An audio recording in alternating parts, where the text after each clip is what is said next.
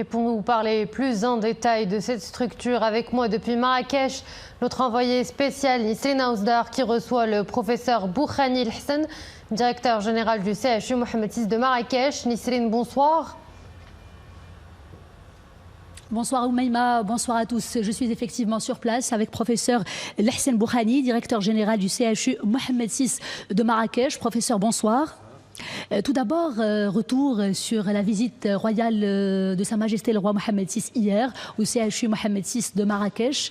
Les images sont très belles, très fortes, très émouvantes, chargées de symboles. Les images d'un roi au chevet de son peuple, au chevet des sinistrés. Effectivement, la visite hier de Sa Majesté le roi Koudio Assist était pleine de messages, plein d'émotions. Des émotions pour nos personnels, qui est un signe de motivation, qui nous pousse à faire plus d'efforts pour donner les soins aux victimes, mais aussi des émotions pour tous les victimes, qu'ils soient au niveau de l'hôpital qu'en dehors de l'hôpital, d'un roi qui est toujours auprès de ses patients. Des messages aussi, donc les messages, Sa Majesté il a donné rapidement des instructions aux tous différents départements pour une prise en charge correcte et adaptée à tous les patients et aussi une parfaite coordination entre les départements. Et aussi un message de solidarité qui est un capital de tous les Marocains par le geste qu'a fait Sa Majesté le roi Koudio Assist par le don de sang. Et je pense que c'est une visite qui est pleine de messages pour le personnel et aussi les victimes et tous les Marocains. Effectivement, et pour tout le peuple marocain. Professeur El-Hassan Boukhani, quand on est dans un hôpital, on pense que la mission des médecins est réduite à la prise en charge des malades, mais en fait, il y a aussi tout un aspect gestionnel, organisationnel, qu'on ne le voit pas. En fait, le bed management, l'emplacement des malades, tout cela est géré de manière bien organisée, bien structurée, surtout quand on parle d'une catastrophe naturelle comme celle du séisme d'Al-Haouz. Parlez-nous cette fois-ci du comité de crise qui a été déclenché, de ce plan d'urgence national qui a été mis en place dès les premières heures après le séisme d'Al-Haouz sur instruction de Sa Majesté le roi Mohamed VI. Donc la prise en charge de nos patients, il n'est pas qu'au médical, c'est le travail de toute une équipe médicale et soignante, mais aussi une équipe administrative et une équipe qui s'occupe de logistique. Donc effectivement, dès le départ, le signal d'alerte, donc tout le monde a été mobilisé. Donc le CHU, donc, il a lancé son plan d'urgence avec appel au renforcement de personnel. Donc faire rapidement une évaluation des dégâts sur le bâtiment, mais aussi les dégâts humains, faire une évaluation d'état des lieux en termes de logistique, la pharmacie, le consommable et tout ça. Donc on a rapidement établi un plan d'urgence avec une cellule d'urgence, création des circuits de prise en charge de nos patients, différents circuits mère-enfant, circuits adultes, circuit de réanimation, circuit des urgences, bloc opératoire, mobilisation des salles opératoires, mobilisation des salles d'hospitalisation, réorganisation de l'hôpital pour permettre d'hospitaliser et de prendre en charge tous les victimes de séisme.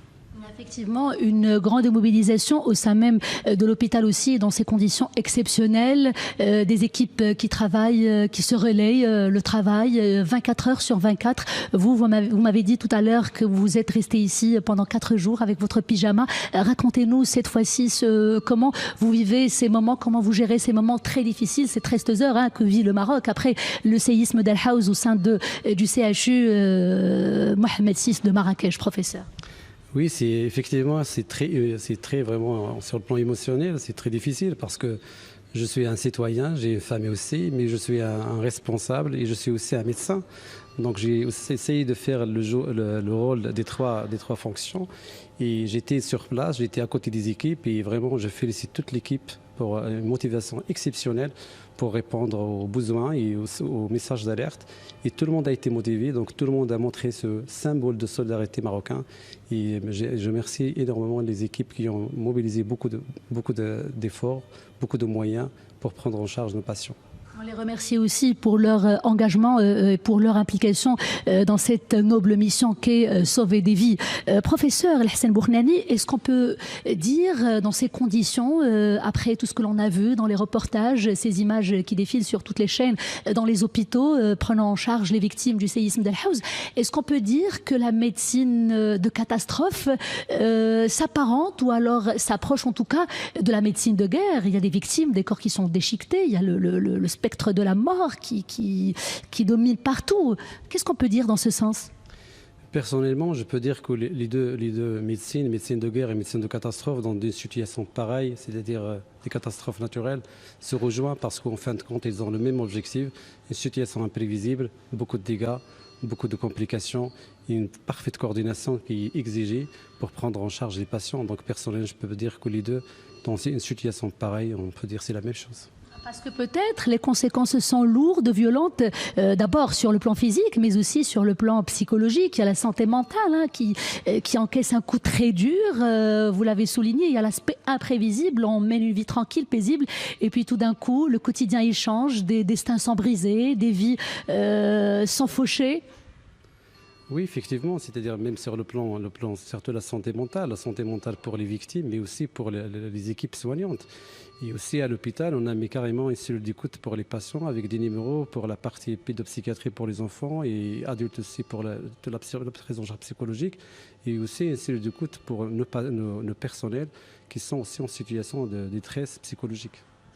Bien, professeur Hassan Boukhnani, tout à l'heure, pendant la réalisation du reportage, on était à 180 blessés qui sont admis ici au CHU Mohamed VI de Marrakech. Quand je dis 180 blessés au total, ça veut dire toutes spécialités confondues, avec 32 personnes ici même au sein du service réanimation. Là, avant de commencer ce direct, on a actualisé les chiffres ensemble. On est actuellement à 185 victimes, ou alors blessés pour être exact, admis ici à l'hôpital Mohamed VI, CHU Mohamed VI de Marrakech. Et avec combien de personnes au sein du service réanimation? Le chiffre 185, il représente le nombre de personnes hospitalisées qui nécessitent une prise en charge, on peut dire modérée et lourde. Mais le nombre de passages au niveau des urgences est avoisine 1000, c'est presque 900 passages au niveau des urgences. Donc les patients qui ont bénéficié des soins d'urgence, ils ont quitté l'hôpital. Mais 180, donc une grande partie, donc, se sont hospitalisés dans les services, déjà opérés, presque tout le monde est opéré. Et on espère, Inch'Allah, dans les jours prochains, d'avoir les sorties de nos patients avec une évolution qui est favorable. En réanimation, donc on est à 32 patients en réanimation au total. Et le pronostic, on peut dire, la majorité de nos patients, le pronostic il est bon. Autre chiffre très important à souligner ou alors à rappeler, on l'a cité pendant le reportage, à 13h en tout cas, c'est un chiffre qui m'a été communiqué par professeur Belhsen, chargé des urgences ici même au CHU de Marrakech. Alors 110 personnes, un total de 110 personnes qui sont sorties, qui ont officiellement quitté l'hôpital. Est-ce qu'on peut s'attendre justement dans les heures qui viennent à d'autres sorties pour terminer avec de bonnes nouvelles ? Oui, effectivement, Inch'Allah, parce que même les patients qui sont opérés et traités, donc l'évolution de l'hospitalisation, ce sont des sorties, soit G3, G4, G5. Donc on espère avoir des sorties massives des patients et c'est un signe très positif. Merci beaucoup, professeur Hassan Boukhnani. Je rappelle que vous êtes le directeur général du CHU Mohamed VI de Marrakech, où nous sommes actuellement à vous l'antenne, Oumaïma.